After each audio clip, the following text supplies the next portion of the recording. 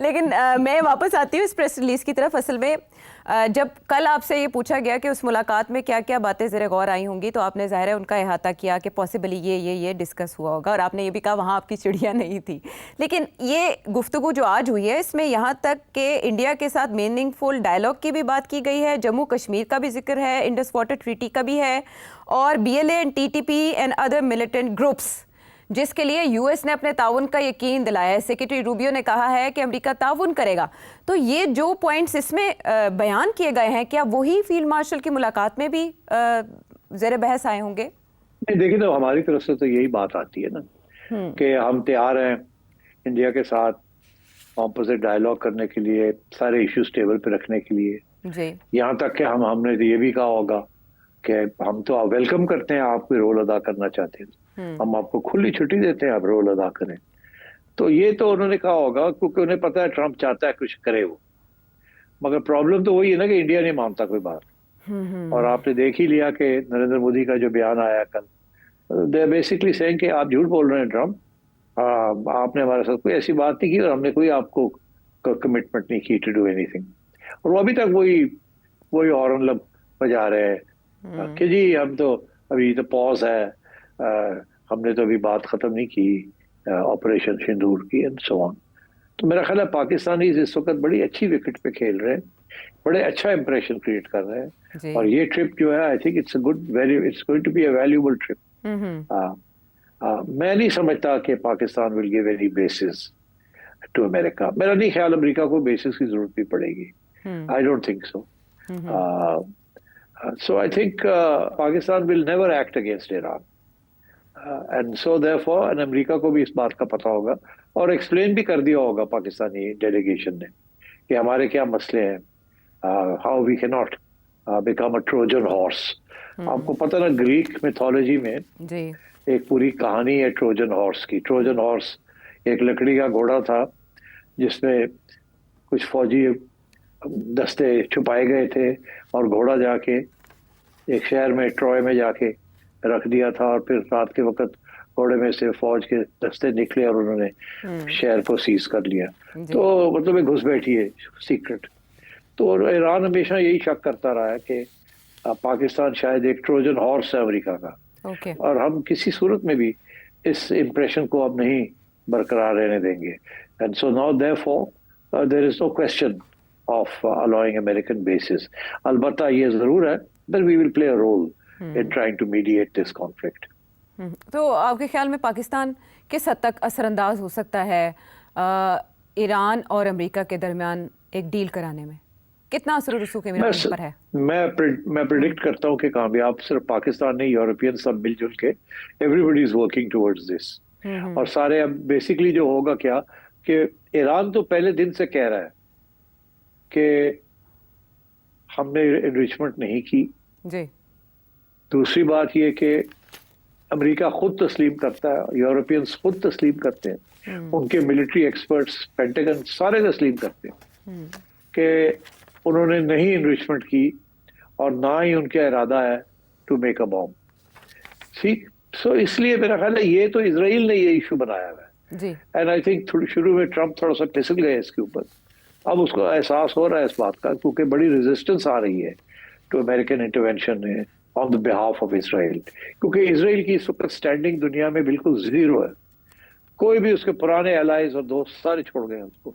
जिस किस्म की ब्रूटल किस्म की उन्होंने बॉम्बिंग की है, पहले उन्होंने की उधर गजा में और पैलेस्टाइन में, और अब उन्होंने यहाँ टारगेटिंग ईरान। और उनको पता है, अमेरिका को भी पता है कि ये लिबिया नहीं है ईरान, ये सीरिया भी नहीं है।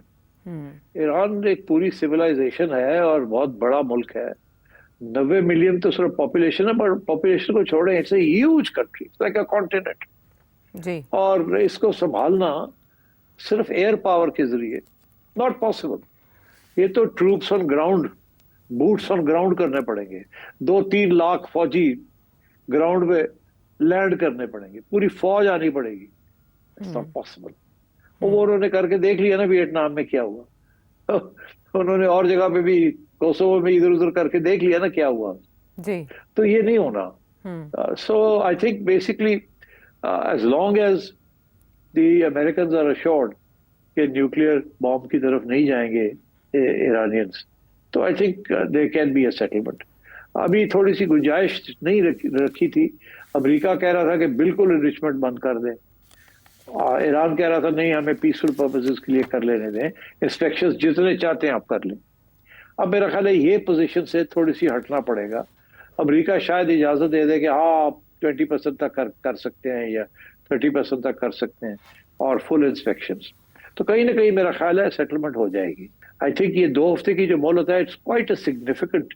हो सकता है वो कहता 4 दिन 5 दिन यूरोपियंस के साथ नेगोशिएशंस हो रहे हैं, इनको होने दे, देख लेते हैं। बट ये जो 2 हफ्ते दिए ना उसने, इसका मतलब है इसके पीछे कोई डेफिनेटली ही थिंक्स कि अगर कल परसों तरसों फिर मुज़ाकरात शुरू हो जाते हैं तो it may take that long to arrive at some sort of understanding. And I am hopeful कि अगर Pakistan can play a good role in all this, ये पाकिस्तान के लिए एक फेदर इन द कैप होगी और जनरल हासिम के लिए भी बहुत बड़ी एक नया कामयाबी होगी ये। And so therefore good for Pakistan all round. अल्लाह करे कि पाकिस्तान की एफर्ट्स भी कामयाब हो, यूरोपियंस की एफर्ट्स भी कामयाब हो, और ईरानियंस जो हैं और American they can finally come to some understanding and this ये जो क्राइसिस है ये चल रहा है। ये तो second feather in the cap हो जाएगा ना इंडिया और पाकिस्तान के दरमियान जो हुआ, जिसके बाद फील्ड मार्शल बने और फिर अमेरिका का ये ट्रिप हुआ। कहा जा रहा था कि पहले सिर्फ पेंटागन और सेंटकॉम से मुलाकातें शेड्यूल थी, लेकिन बाद में रीशेड्यूल किया गया और फील्ड मार्शल जाके अमेरिकन प्रेसिडेंट से मिले। सेठी साहब, एक चीज़ बहुत ज़्यादा तवातर से की जा रही है, वो ये कि फील्ड मार्शल ने इन्वाइट किया प्रेसिडेंट ट्रंप को कि वो पाकिस्तान आए, और आज की जो ये फ़ोन कॉल है इसमें भी प्राइम मिनिस्टर शहबाज शरीफ ने सेक्रेटरी रूबियो को भी कहा है आप भी तशरीफ़ लाएँ, और प्रेसिडेंट ट्रंप को भी कहा है। वो कह रहे हैं फ्रीक्वेंट हमारी इंगेजमेंट्स आपस में बहुत ज़रूरी हैं। तो आप इन कमिंग टाइम्स जहां ये अनोखी चीज़ अनहोनी हो गई कि फील्ड मार्शल से मिले डोनाल्ड ट्रंप, तो आप विजिट भी देख रहे हैं यूएस ऑफिशियल्स का पाकिस्तान में? नहीं, यूएस ऑफिशियल्स तो आते जाते रहेंगे, बट ट्रंप नहीं आएगा।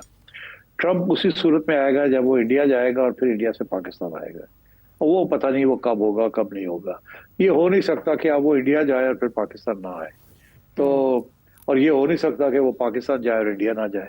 सो ये इसको करना पड़ेगा शेड्यूलिंग। इस वक्त इंडिया में ट्रंप साहब का जो गुडविल है वो बहुत कम है, और मेरा ख्याल है ये क्राइसिस के बाद इंडिया अमेरिका रिलेशंस भी रिपेयर करने पड़ेंगे किस हद तक, बिकॉज इस वक्त तो पाकिस्तान इज फ्लाइंग हाई और इंडिया बड़ा नाराज है। तो सर, जिस तरह से इस प्रेस रिलीज में जिक्र किया गया बार बार इंडिया के साथ हल तलब मामलात का, इस वक्त ना सेक्रेटरी रूबियो इस पोजीशन में है और ना प्रेसिडेंट ट्रंप के वो इंडिया और पाकिस्तान को एक मेज पर बिठा सके। मुश्किल है, इंडिया नहीं बैठेगा। ओके, इंडिया अभी नहीं बैठेगा, ठीक। इसके लिए काफी मेहनत करनी पड़ेगी। मगर पता नहीं आपने एक गौर किया कि नहीं किया एक और चीज के ऊपर। इस वक्त ये जो रेजीम चेंज की बात हो रही है, इन ईरान हो रही है ना, इन ईरान, और सब लोग यही कह रहे हैं कि नेतन्याहू तो ये चाहता है और शायद अमेरिका भी ये चाहता है कि अगर और कुछ नहीं तो रेजीम चेंज हो जाए। मगर बड़े इंटरेस्टिंग सवाल खड़े होते हैं ये रेजीम चेंज के ऊपर। पहली बात तो ये है कि इस वक्त कोई कैंडिडेट या कोई पार्टी नहीं है जिसको ये उठा के और खड़ा कर दे। कोई ऐसी ऑपोजिशन पार्टी, कोई ऐसी चीज नहीं है जो कि सारे ईरान को संभाल ले। और ये रजा शाह पहलवी का जो बेटा है, इसके तो बस की बात नहीं, सवाल ही पैदा नहीं होता इसको एक्सेप्ट कर ले। मगर एक और बड़ी इंटरेस्टिंग बात है, वो लोग जो एनालिस्ट ये कह रहे थे, इजराइलीज स्पेशली, कि ईरान के अंदर एक मूवमेंट शुरू हो जाएगी अगेंस्ट द इस्लामिक रेजिम, और हमें सिर्फ हवा देने की जरूरत है, फंडिंग की जरूरत है। लोग बड़े नाराज हैं इस गवर्नमेंट से, स्पेशली वुमेन, और जो सख्ती, जो कंजर्वेटिविज्म है, और जमहूरियत चाहते हैं लोग, और ये अच्छा मौका है इन लोगों को उकसाने का। अच्छा, वो हुआ नहीं। हुआ ये कि सारे के सारे लोग वो अयतुल्लाह के पीछे खड़े हो गए। ये बिल्कुल ऐसे ही हुआ है जैसे जब इंडिया के साथ हमारा मसला बना है तो पीटीआई वाले भी और बाकी लोगों के साथ, हमारी एस्टैब्लिशमेंट के साथ खड़े हो गए बिकॉज ऑफ नेशनलिज्म। और ईरानियन नेशनलिज्म तो बहुत स्ट्रांग है। तो अब मैं देख रहा था बहुत से क्लिप्स और videos from with in Iran, और वहां से तो यही सेंटिमेंट है कि जो भी होगा we will stand with our regime. हम अमेरिकन इंपीरियलिज्म और इजरायली ब्रूटैलिटी को नहीं एक्सेप्ट करेंगे। तो मेरा ख्याल है वो जो है ना रेजिम चेंज का, कि अंदर से उकसाया जाए, कोई ऑपोजिशन खड़ी की जाए, कोई, तो वो मेरा ख्याल है बिल्कुल that is a non starter. वो नहीं होना। अब इसीलिए फिर इनको सोचना पड़ेगा कि अगर बॉम्बिंग भी करते हैं तो उससे ऑब्जेक्टिव क्या है। अगर तो ऑब्जेक्टिव रेजिम चेंज है, वो तो होने कोई नहीं। ठीक। तो अगर ऑब्जेक्टिव ये है कि न्यूक्लियर प्रोग्राम खत्म करना है, तो वो उसके दो ही तरीके, या तो आप न्यूक्लियर फैसिलिटीज को बिल्कुल खत्म कर दें, और या आप नेगोशिएट करके कोई डील कर ले, better deal than the last time. अच्छा, अब better deal than the last time रुक गई थी ना, वो हुई नहीं। तो इसीलिए तैयारियां हो गई थी कि जी अब वो फोर्दा के जो न्यूक्लियर साइट है, जो कि 300 फीट से ज्यादा नीचे बेरिड है, वो तो आम बम के साथ तो उसको नुकसान नहीं पहुंचाया जा सकता। वो एक पहाड़ के नीचे है जी। और असली वही सबसे ज्यादा सेंट्रीफ्यूजेस जो है वो वही है। That is the main enrichment plant. तो उसमें आप अगर बस्टर्स बॉम्ब भी ले आएंगे, जो कि सिर्फ अमेरिका के पास है, और B-2s, और वो अगर आके बमबारी कर, तो फिर भी आप उतना डैमेज नहीं कर सकते। या तो तसलसल एक ही जगह पे बम मारते जाए, 1 2 3 4 5 6 7 8 9 10, ओवर से अ वीक ऑफ बॉम्बिंग, जी। कि आप उस फैसिलिटी को नॉकआउट कर दें। अदरवाइज तो सिर्फ ये होगा कि ठीक है, जो नीचे टनल्स बनी हुई हैं और वो थोड़ी बहुत डिसरप्ट हो जाएंगी, कोलैप्स कर जाएंगी, एटसेट्रा, बट द मेन जहाँ सेंट्रीफ्यूजेस है दे स्टिल बी प्रोटेक्टेड। तो ज्यादा से ज्यादा इस किस्म की फौजी कार्रवाई के साथ आप 3 महीने 6 महीने साल आप डिले कर सकते हैं, but you can not knock it out. और क्योंकि ईरानियंस को पता है हाउ टू एनरिच यूरेनियम, आज नहीं कल नहीं परसों, they can go back to it. So it is better to have a regime and a deal where inspections take place, and so therefore none of this is required. तो अब मेरा ख्याल है कि we are on that verge कि या तो ये अगले 2 4 5 10 दिन के अंदर अंदर की सेटलमेंट हो जाएगी।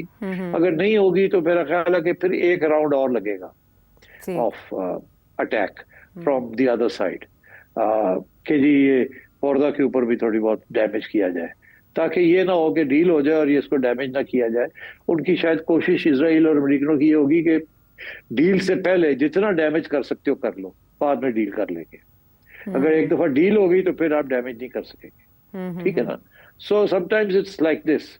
तो इसलिए उन्होंने अपनी फोर्सेस तो मूव कर दी हैं वहां, and they can take action at any time, और कोई ना कोई एक्सक्यूज कर सकते हैं। फॉर एग्जाम्पल, कोई ना कोई मिसाइल जाके लग जाती है किसी अमेरिकन आउटपोस्ट को, या खुद ही मार देते हैं और कहते हैं ईरान ने मारी है, and they go in again and do it, जिसे कहते हैं फॉल्स फ्लैग ऑपरेशन।